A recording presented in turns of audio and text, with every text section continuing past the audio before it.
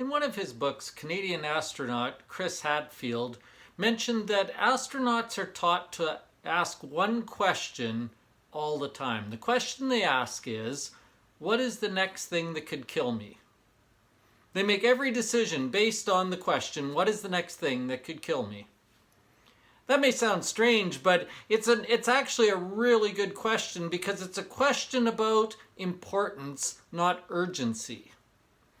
See, the way our brains work is that our brains are wired to focus on the urgent, but not necessarily the important. You've seen this happen lots of times. You've seen it in a coffee shop. A whole bunch of people are sitting around a table having a discussion, they're talking and laughing, and then somebody's phone goes ding, and the person picks up the phone and ignores the three people that they're actually having a really good conversation with, and looks at their phone to see some video of a dog licking a lollipop or something. And they've totally ignored what was important because something urgent came along. Our brains, when overstimulated, will always go to the urgent thing first, and that means that unless we make better decisions, we will always be dealing with things that are of lesser importance. So astronauts ask themselves, what's the next thing that could kill me? Because it's not necessarily the urgent thing, but I better deal with the important things. The Bible tells us over and over again that the urgent things, the things that are right around us all the time, screaming for our attention, are not necessarily the most important things. And the Bible always encourages us to think long term, to think about important stuff. So one example of that comes from Romans chapter 13.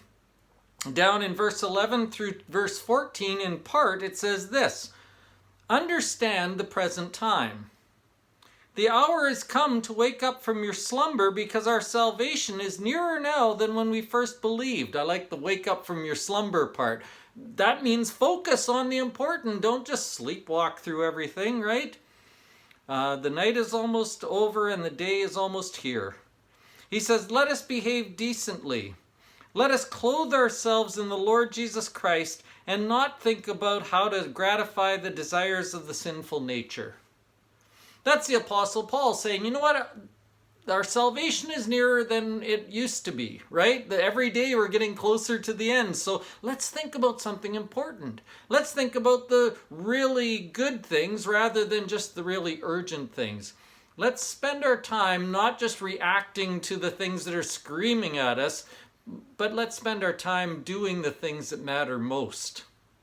Can we come to a point where we're mature enough to not just react to the urgent, but to think about the important?